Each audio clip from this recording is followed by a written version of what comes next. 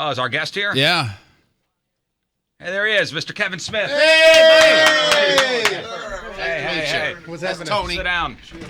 Sit down. Take a load Have off. a seat there, sir. I'm a stander, so it's totally. Oh, you're a different. stander? See, I thought you would be a sitter. You would imagine. I have the body of a sitter, let's be honest. But I found that when you stand, you just burn in. It's free exercise. Like on every movie now since Tusk, I think it was.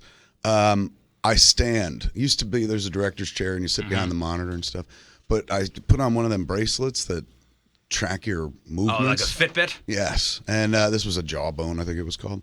And which sounds sexier than it was. Sure. And it tracked your footsteps. And I was easily hitting 10,000 a day just by standing at the monitor, because even if you're just standing there, you kind of shuffle and you move your feet. Where do they get like that number 10,000 from? I Why know, is it but that is the 10,000 standard. Yeah, steps? my daughter's the same way. And every Everybody time she wants hits to hit 10, that. she's like, "Yeah." That's the number. They're like 10,000 steps is equivalent to, I think, between 4 and 5 miles of exercise. So now you're a stander.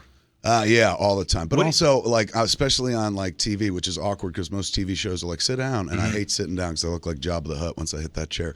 So I present better standing up. Like, am I making you uncomfortable that I'm sitting? Oh, not at all. All right. Because I want to. What kind of like AH would I be if I'm like, everyone stand? Everyone She's be in the like room, me. everybody on your feet. like you're at church. That's what it is. That would be like me being like, "Where's your backwards baseball cap?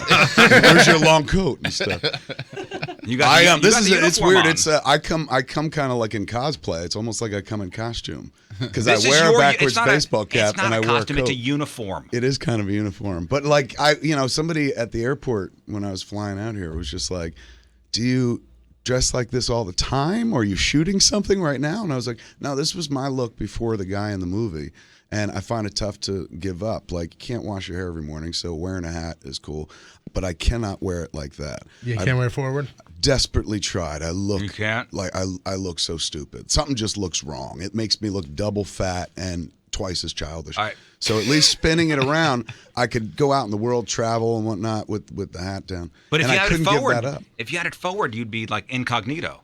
Yeah, people will be like, that happens when I wear a different hockey jersey. If I'm not wearing the color, like for a while I was wearing those Edmonton colors, and it works like a Harry Potter invisibility cloak, in as much as that's what people are trained to see, and they see that, and they're like, "Oh, you're that guy that's not a hockey player who dresses like one. I don't know what you do, but I've seen you places."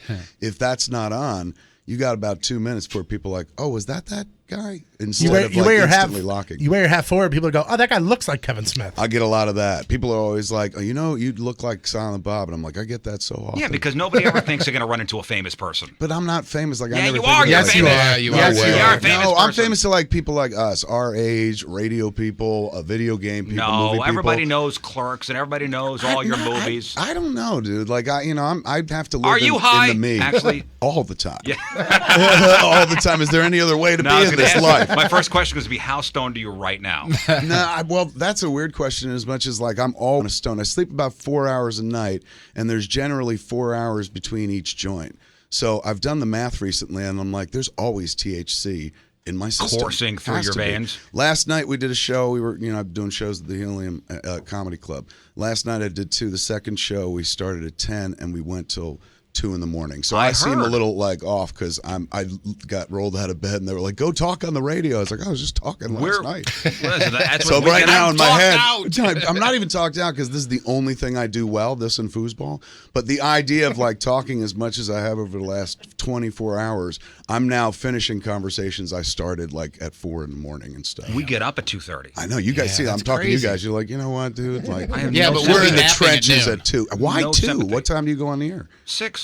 So You have think this puts itself together? This is, But don't you? I this is thought that the all show planned goes out. together like the night before. Don't We you do guys that have too. meetings? Yeah. And then you come in. You make Of these cats course. come in and We're do it again. the hardest working people in show business. Yeah. We Dude, put like, in- you have no idea how much I love radio. I love it so much. I've been every time I go on the radio, I'm like, somebody please give me a job because I would do this and I'll stop making those movies that everybody hates so much. So please hire me for radio. Well, Nobody takes me seriously. We kind of grew up in the same area. I mean, you're from You're Red East Bank. Coast? Yeah, my in-laws live in Freehold. Oh, they so I'm totally. like almost the exact same area. I Right. did radio at the Jersey Shore, WHTG, Where's that? Neptune, New Jersey. Neptune. Right Oh, on my 33. Lord, dude. Yeah, that's So my neck of the woods. what But I did never had you- that station. What did you grow up listening to?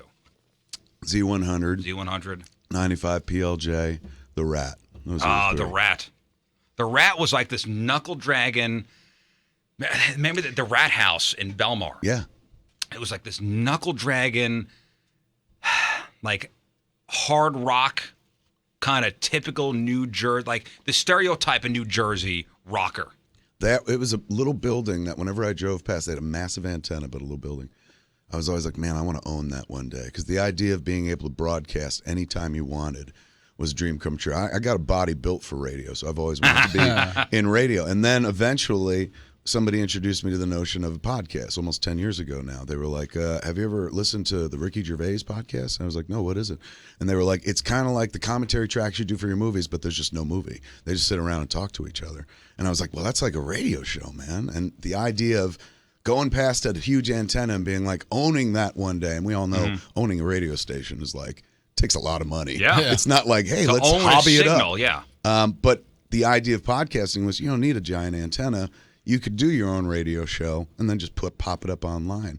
And so for the last, we've been doing it nine and a half years. For almost the last 10 years, like I got to indulge that radio sweet tooth by just recording as many podcasts as possible. I think I do 6 a week at this Wow, point. it's almost a full-time job. Yeah. Like, Almost, but crazy. like nobody pays you. But you do it for the passion, which Yeah, but you I'm don't sure sell is what brought you sponsorships? guys in the first you place. don't need to sell sponsors. We So you do. don't We do sell have ads as well. sponsorships? Believe me, it's not like charity. Once the podcast reached kind of peak popularity, it turned out that they weren't free. It cost me, So at a certain point, I was like, I hate to do this, but we're going to start putting ads on. Everyone was like, ask the audience for money, but I was like, nah, that's cool.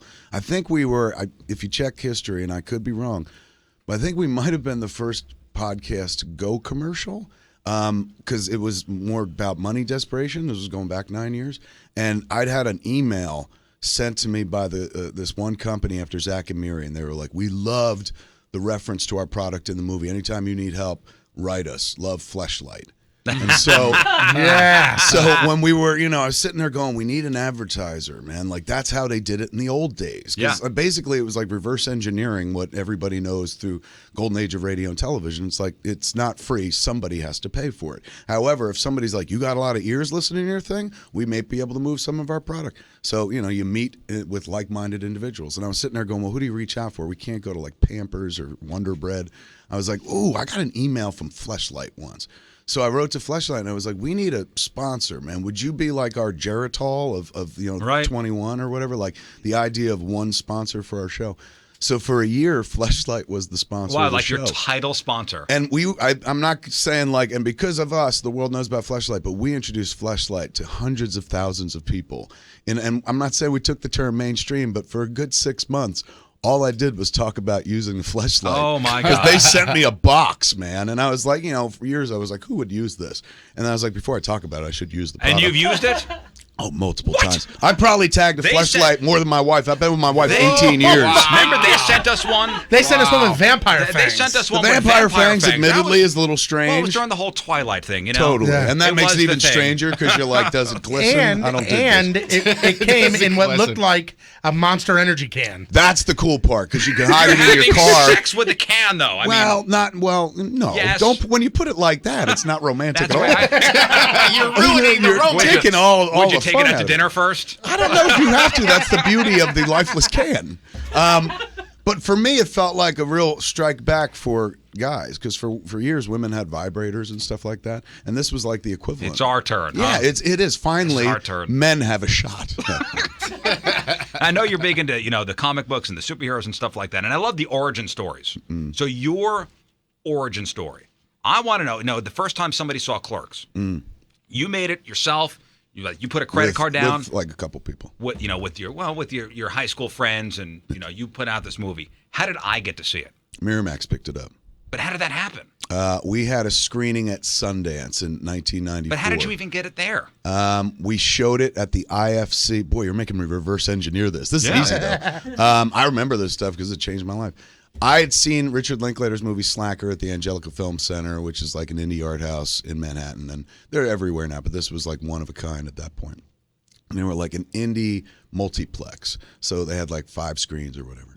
That was what I was aiming for, because that's where I saw my first indie film, which was technically Richard Linklater's movie Slacker. And so I was like, this guy's singing his song, man, in Austin, Texas. I was like, that's Nowheresville. That ain't New York, and that ain't L.A., man. If he's making his movie in Nowheresville, Texas, why can't I make a movie in Nowheresville, New Jersey? It was a very empowering film. Now, had I had a proper education and known that Austin was the capital of Texas and home of UT and a liberal arts community where everyone makes films and stuff, then I would have been disempowered, because I'm like, well, of course this guy made his movie there. There's something about being young and naive. There's something about a little ignorance can go a long way, man. That was just enough ignorance where I was like, okay, if he did it there, maybe I could do it there. So I went to film school very briefly for 4 months in Vancouver to learn how to use a camera and stuff like that, and then dropped out when I realized they were just showing me movies that I could watch at home for free. I was like, I'm going to take the rest of my tuition, put it into actually making So you a actually flick. did go to film school, and then you dropped out For 4 months, but it was only a 9-month program. It was one of these hit and run schools that they have a lot all over the country now, like the New York Film Academy, the LA Film Academy. This is the first of its kind. It was in Vancouver. It is the Vancouver Film School. Found an ad for it in the Village Voice, and there was a 1-800 number. They're like, call for a free package. And again, the product of a bad education, I was like, oh my God, that's only a few states away. I mistook Vancouver for Vermont just because of the alliterative V. Right. And so when they sent me the package, the zip code had like letters in it, and I was like, where is this? And it turned out to be across the country and up in Canada. So I was like, wow, I got to learn how to do this. Nobody in my world knew how to do the stuff that we didn't have a film school in there. It's like now kids make movies with their iPhones and stuff, but this is going back like 23, 24 years. So I wasn't surrounded by like-minded individuals. I come from a world where people don't go like, you could do anything and stuff. Like my old man was a wonderful human being, but he was like, you see that mountain? Never climb it because it's dangerous. And talk to people who've climbed it. They'll tell you about it, but you don't do that stuff. We were never encouraged to rise or anything like that. But I watched that movie, and I was like, well, this guy did his movie. I'm going to try to sing my song here in Jersey. And I gathered folks together after I dropped out of film school. And the money that I didn't put into the tuition, I put into the production. The rest of the money was on credit cards. And then we shot Clerks. Once it was done, I was aiming for, they had this thing called the IFFM, the Independent Feature Film Market. They don't really do it anymore. It was run by the IFP, the Independent Film Project. They still kind of exist.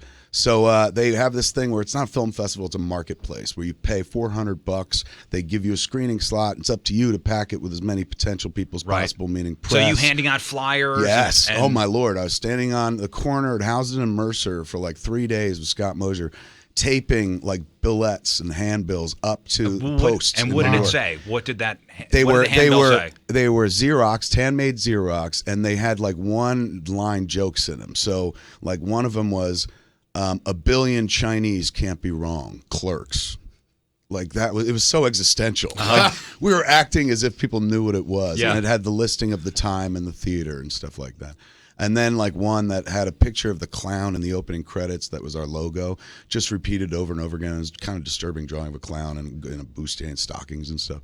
So we put these things up, and then instantly as you walked away, another filmmaker would cover your poster with theirs and stuff. So you were hustling. It was a marketplace. And we went to screenings during the week, and they were packed. It was awesome. But ours was at the end, Sunday, October 3rd, 11 a.m. in the morning. So it was the last day of the marketplace. And I was like, I think they saved the best slot for last. I think they know something about our movie, man. Again, a little ignorance goes a long way.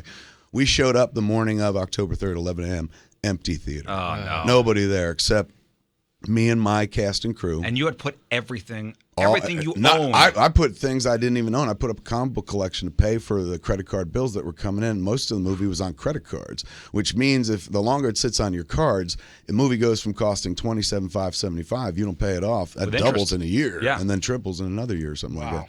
So luckily, the movie did wind up getting bought. I went to the IFFM. That did not pan out in terms of like we didn't have a full house. That was a really strange moment because like that was what I was heading toward. That was the goal. And once we got there, we'd failed. So my career is born in failure, which is good because it's failure all throughout and stuff like that. But I know what it was to be like, here it is, and it didn't happen. I sat there through the first 20 minutes of the screening of that movie, and I was like, why did I do this? Who did I think I was? Why did I spend the money? And I said, why does everyone keep cursing? Like, oh, and it looks terrible. Then 20 minutes into it, I was like, you know what?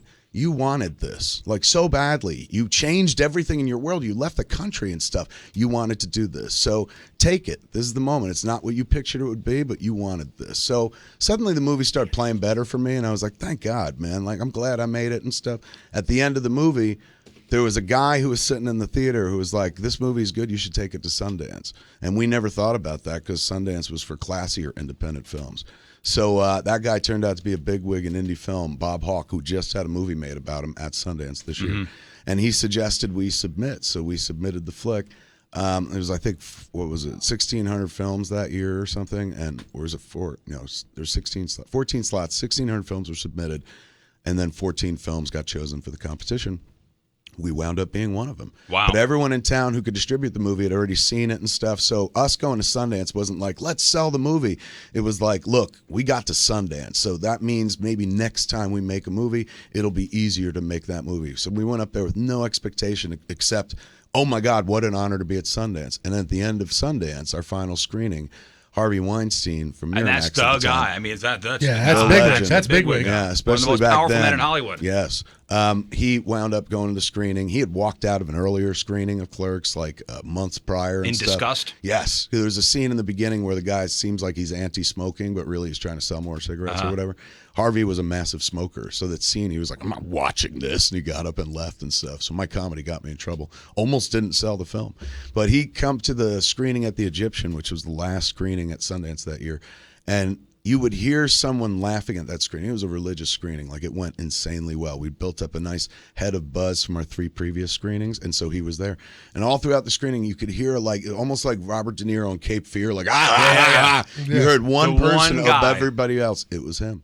So after the screening, we did this killer Q&A, and then somebody was like, you got to go across the street, man. Harvey's there, and he wants to talk about buying the movie. And so me and Scott Mosier, my producer, run across the street, sat down with Harvey Weinstein, and here he is. He's like the Warner Brothers, right, or something like that. Did you sign a deal that day? Yeah, at the table. Wow. Like, so he had he had his lawyer guy there he didn't know papers. It was done on a yellow legal pad. David Lindy, who then went on to run Universal years later, he was the guy drawing up the contract on it. And we were up in the mountains. It's Park City in Utah, and so it's big skiing country.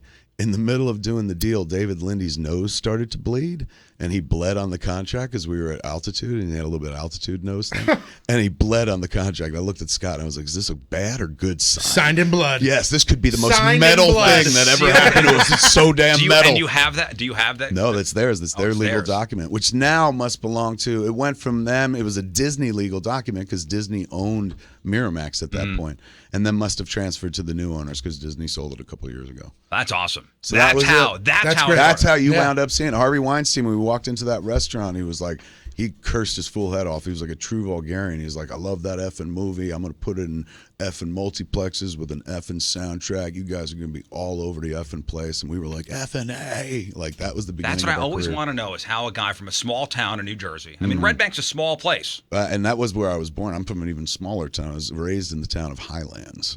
So you haven't even heard of that town. I don't even know where that is. That is where, you ever go to Sandy Hook? Yeah. Okay, a Gateway National Park, they also call it. That is the town that it's in, Highlands. So I grew up in that town. It's not even a town, dude.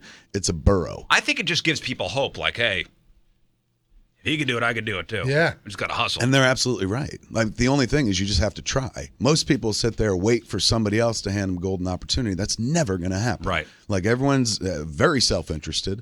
And if they're not self-interested, they're going to invest in people that they feel have done something before and shown them something before or something like that. But nobody will know what you have to do or what you can do unless you show them what you can do. Deeds, not words, kind of thing. Wow. Like, somebody just hit me up on Twitter, and I guess I put up a tweet about the Suicide Squad trailer. I was like, this looks amazing or whatever. And I'm supposedly not allowed to have opinions about movies because I also make movies. So that opens you up for a hit in a big bad way. And this guy wrote on Twitter, he goes, you sure have a lot of opinions about good movies considering you've never made one. And I wrote back, well, then we're a lot alike then. Right. Because he wrote about movies too. But the difference is, every day I try to make one. It's not enough to just sit there and be like, you know what they should have done? They don't make good movies. I kind of It's put an my armchair money where my quarterback. mouth I was gonna say is. you put it out there. And whether or not they're quote unquote good, it's like that's relative and subjective to the audience. Yeah. Doing rather than just sitting around and being, you know what's wrong with this world? You got to bring change yourself. And people hate that sometimes. Some people are inspired by it. Some people are like, there's a guy from nowhere from this little town. He went on, like that could happen to me. Some people get threatened by that because the world is like a real crab pot. The moment you reach for something better, reach to the top, everyone wants to yank you down because misery loves company. If you excel, they're reminded that like, well, he's an idiot and I could have done the same thing, but I just sat around talking and stuff. So it goes both ways. You get people who are inspired by you, and then you get people who are like, from hell's heart I stab at thee.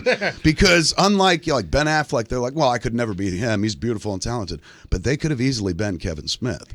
If they just, instead of sitting around talking about other people, They do it. did it. Well, then their jealousy is ugly. So then and I get it. I'd be the same person, man, if like my stuff didn't take off. And I have moments like that myself where I sit around and see other people in the media. I'm like, why them? Why not me? And stuff. It happens. That's human nature, particularly when you're self-expressing. You're already that kind of AH that's just like, everyone needs to know what I think. So that immediately makes you delicate. Delicate as an egg, man, as a Fabergé egg, because you're willing to talk about everything else, but you got to take it back. And I don't know any artist or any self-expresser that's not like, ow. Everybody hates. It doesn't matter how hard somebody comes at you, how soft they come at you.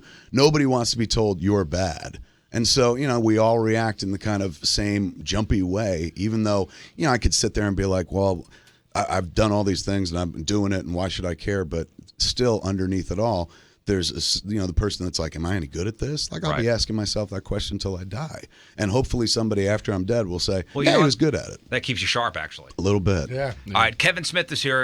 You can stick around through the break. Absolutely. All right, we'll take a quick break. We'll come back, more Kevin Smith, and we'll talk more about his shows tonight at Helium Comedy Club and his opinions on a couple things, including the new Ghostbusters trailer, which I know you got some heat for. I did. I get heat for everything lately. More Paying Kevin attention. Smith next. I know.